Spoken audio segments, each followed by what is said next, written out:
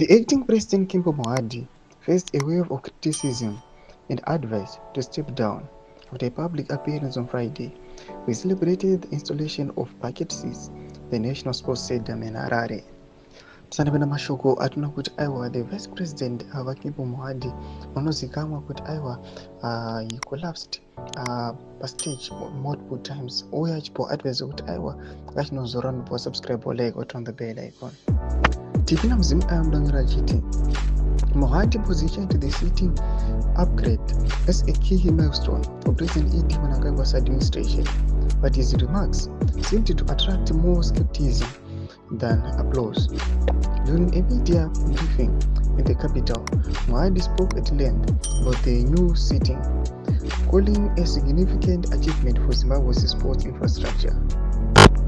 However, many were less impressed by the focus on such a small-scale improvement amidst broader national challenges.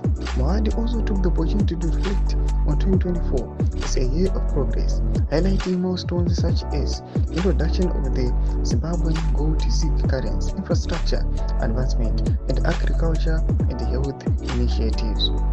Despite his optimism, some onlookers seemed to feel Mohadi's comments were disconnected from the country's more pressing issues. One social media user, T. Mashingo, expressed frustration, commenting, "Time to go and rest, old man. Why you put yourself under pressure, Mdara?"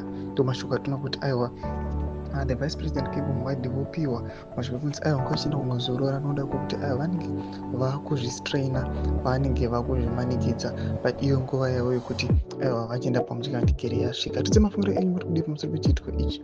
Ndakumesection medu saano subscribe like to on the bell icon.